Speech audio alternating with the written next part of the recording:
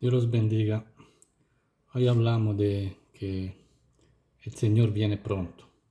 En muchas partes se nos indica que tenemos que apresurarnos a hacer lo que el Señor nos dice, porque el Señor viene pronto. Bien, vamos a ver algunos. Aparte de las profecías, también cuando se habla de obedecer o de seguir los mandamientos del Señor, siempre se le da este sentido, hágalo porque el Señor viene pronto. Entonces uno tiene que estar preparado. Vamos a ver, por ejemplo, en Romanos, dice, hace todo el discurso y al final termina y dice, y esto conociendo el tiempo que es ya ahora, y ellas, que ya que es ya hora de levantarnos del sueño, porque ahora está más cerca de nosotros nuestra salvación que cuando creímos. Entonces, ¿qué dice aquí? Que nuestra salvación, cuando dice eso, significa cuando venga el Señor, está más cerca y que debemos despertarnos. O sea, no estar ahí sin hacer nada, sino hacer lo que el Señor nos manda. También en Hebreos 10:25, muy parecido, pero da otra exhortación. Dice, no dejando de congregarnos como algunos tienen por costumbre, sino exhortándonos, y tanto más cuando veis que aquel día se acerca. O sea, ¿qué le está diciendo? Hagan las cosas del Señor, en este caso de congregarse. ¿Por qué? Porque el día se acerca. Entonces debemos hacer todo lo que el Señor nos dice. También en Apocalipsis, yo reporté del capítulo 22, versículo 10, 12 y 20. Y dice, y me dijo, habla de Jesús, no selles las palabras de la profecía de este libro, porque el tiempo está cerca.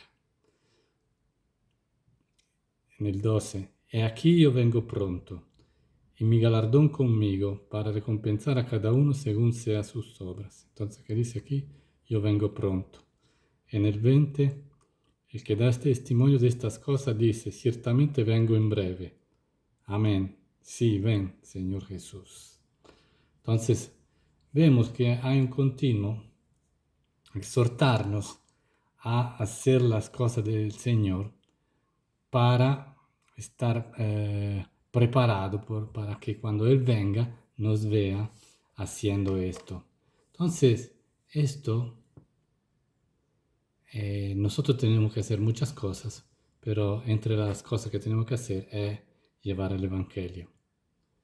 Entonces, si el Señor, vamos a hacer un ejemplo, si nosotros supiéramos que el Señor viene en una semana, vamos a decir una semana para decir un tiempo corto, pero que da tiempo de hacer algo. ¿Qué haríamos? Seguramente confesaremos nuestros pecados, seguramente uno se santifica más, pero también diría a las personas alrededor, mira, ya no hay tiempo, ya el Señor viene pronto, entonces conviértanse. Entonces yo voy y le explico el Evangelio, le explico la salvación. Este sentido de urgencia debemos tenerla, aún si pasa la semana, no ha venido, debemos pensar como que, bueno, esta semana no ha venido, quizá viene la próxima, entonces yo tengo con urgencia hacer todas las cosas que el Señor me está diciendo. Así que debemos tener esto, aun si muchos dicen, no, pero me dicen siempre el Señor viene pronto, nunca viene. Sabemos que, como dice eh, Segunda de Pedro, creo, Segunda de Pedro, que para el Señor un día son como 1000 años como un día, y que si no ha venido es porque está esperando que las personas procedan al arrepentimiento. Por eso que el hecho que quizá no ha venido no significa que yo no deba tener este sentido de urgencia. Debo tener el sentido de urgencia y esperar al mismo tiempo. Puede ser que sea contradictorio, pero debemos tener las dos cosas. La tranquilidad, si no ha venido, pero al mismo tiempo el sentido de urgencia para hacer las cosas como si fuera para mañana, como si fuera para hoy. Ahora, mientras tanto que no viene, cuando dice despertad, velad, estar preparado, ¿para qué? Vamos a ver. En Mateo 24, la profecía de Jesús dice, velad pues, velad. Esto es lo que estamos diciendo antes, o sea, despiértense, hagan. Porque no sabéis a qué hora ha de venir vuestro Señor. Pero sabed esto, que si el padre de familia supiese a qué hora el ladrón habría de venir, velaría y no dejaría minar su casa. Por tanto, también vosotros estad preparados, preparados. Esto es la cosa más importante. Porque el Hijo del Hombre vendrá a la hora que no pensáis. ¿Quién es pues el siervo fiel y prudente, al cual puso su Señor sobre su casa, para que les dé el alimento a tiempo? ¿El alimento cuál es? La palabra a los hermanos y la palabra a los que no conocen al Señor. Entonces, ¿qué tenemos que hacer? Debemos estar preparados, debemos de llevar el Evangelio, debemos enseñar a nuestros hermanos. Dice, bienaventurado aquel siervo al cual, cuando su Señor venga, le halle haciendo así. De cierto os digo que sobre todos sus bienes le pondrá. Entonces, ¿quién es el bienaventurado? Quien que tiene este sentido de urgencia y está preparado. ¿Preparado para qué? Para dar la palabra a los hermanos y a los inconversos. Y es interesante en Efesios, donde se habla de la armadura de Dios, que una de las cosas para estar firme vamos a ver cuál es. Estén pues firmes, ceñida su cintura con la verdad, revestido con la coraza de justicia y calzado los pies. ¿Con qué? Con la preparación para anunciar el Evangelio de la paz. O sea, para yo estar firme, tengo que llevar el Evangelio. O sea, no es el contrario. Si yo soy muy espiritual, entonces llevo el Evangelio. No, yo llevo el Evangelio y eso me hace firme, me hace crecer. Entonces, esto es la diferencia. Debemos pensar que llevar el Evangelio no es solo un privilegio, sino también es una seguridad para nosotros para crecer y para estar firme en la fe.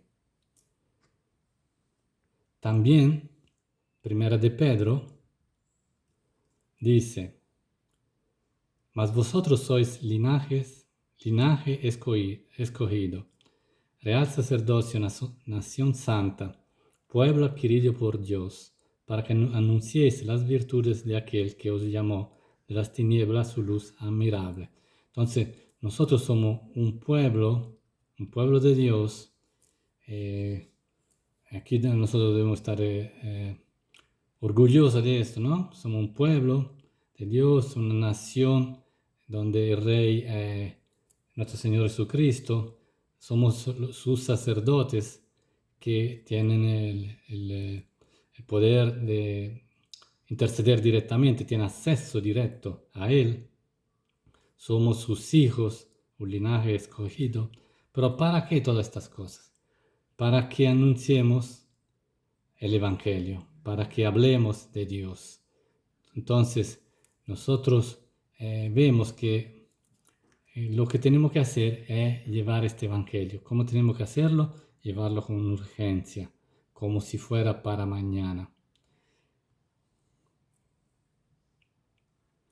Ahora, algunos dicen, puedo tener dificultad. Entonces aquí vemos tres cosas que nos pueden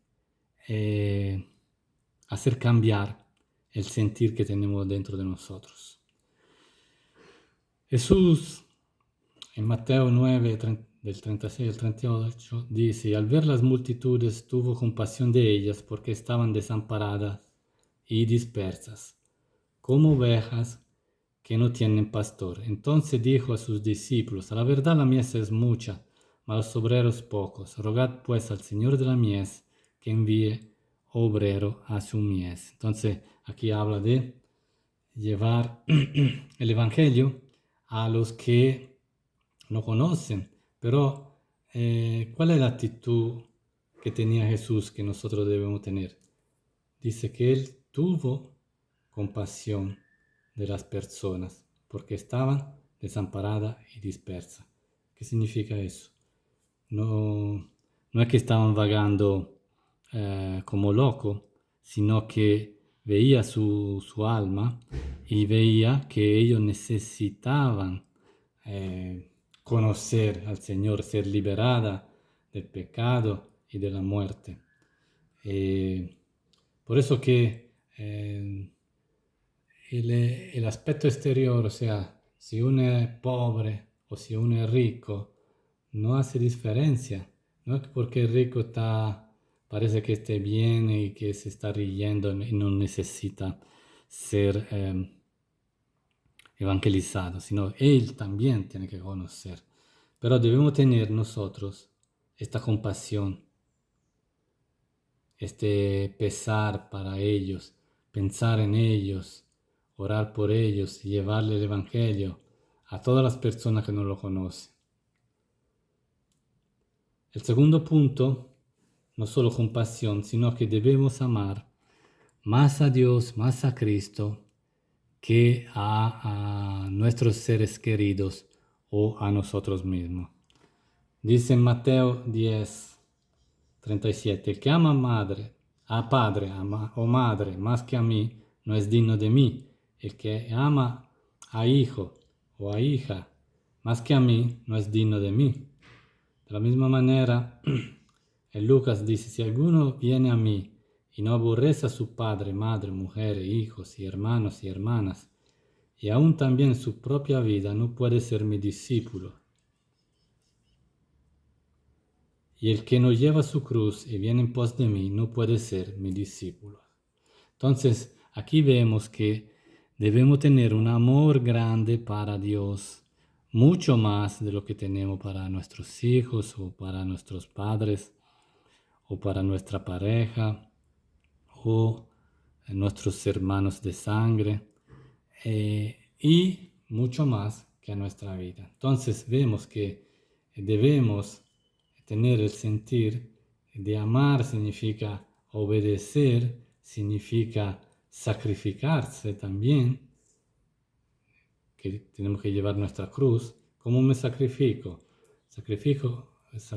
Me sacrifico dejando todas mis costumbres, me sacrifico todas mis costumbres que no le agradan al Señor, claramente, y obedezco a lo que Él me dice, pero también puedo sacrificar mi tiempo para Él. ¿Por qué? Porque yo amo más a Dios que a mis hijos, a mi esposa. ¿Significa que tengo que descuidarlo? No, pero yo tengo que tener la prioridad a Dios. Entonces tengo que manejar mi tiempo, manejar mi dinero y todo para que el Señor esté en primer lugar. ¿Cómo lo hago? Primero debemos tener la intención, después el Señor nos enseña cómo hacerlo en la práctica. Podemos hasta ir de vacaciones y en las vacaciones yo, como quiera, donde yo voy, llevo el Evangelio, por decir. Entonces no sacrifico mi familia, pero amo más a Dios y a pesar que esté en vacaciones relajado, por así decirlo, O sea, que no quiero hacer absolutamente nada, pero no, yo amo más a Dios, entonces hago algo también en mis vacaciones, por decir. Un ejemplo de cómo podemos aplicarlo. O sea, que Dios es nuestra prioridad y debemos obedecerle. Tercera parte, tercer consejo, digamos, o lo que necesitamos, tercera cosa que necesitamos. En Hechos habla del bautismo en el Espíritu Santo. Dice, porque en el versículo 5 y 8, porque Juan ciertamente bautizó con agua, mas vosotros seréis bautizados con el Espíritu Santo dentro de muchos días. Entonces aquí le dice que ellos ya habían creído y que ahora serán bautizados con el Espíritu Santo. Vimos la secuencia de cómo recibimos el Espíritu Santo, pero aquí nos enfocamos ahora el motivo. ¿Este bautismo para qué sirve?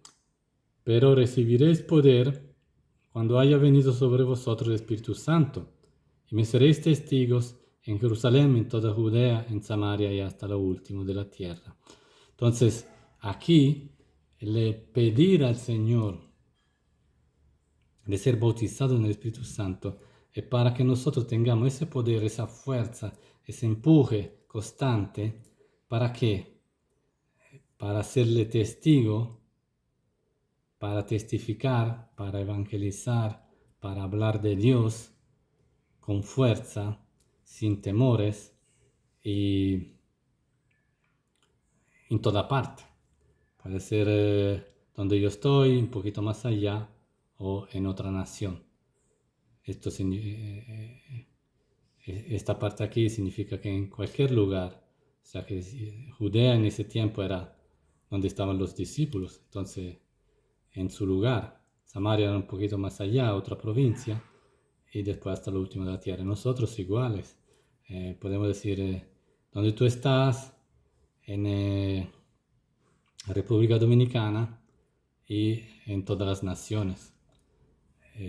Pero si nosotros no somos misioneros que van a otra nación, pero sí, donde estamos debemos ser misioneros y testigos. Entonces necesitamos orar para ser bautizados en el Espíritu Santo, también amar más a Dios que todas las cosas que nos rodean y a nosotros mismos, sacrificarnos, tener este amor grande para Dios, oramos para eso, y también tener esta compasión para el prójimo, porque están en una necesidad grandísima. Se están muriendo no de hambre, se están muriendo de una muerte eterna. Así que esto es lo que tenemos que hacer. Entender que hay una urgencia, el Señor viene pronto,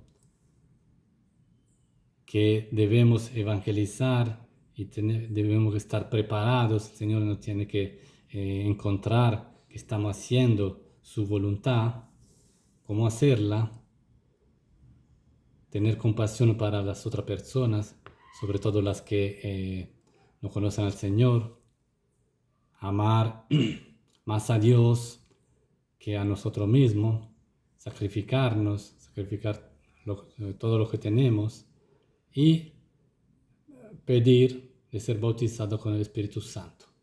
Así que reflexionen, escúchenlo de nuevo, lean de nuevo los versículos y que esto se impregne en vuestros corazones, sea grabado a fuego en vuestros corazones para que empecemos a hablar y a orar en esa dirección. Que Dios los bendiga. Y a obrar al final en esa dirección.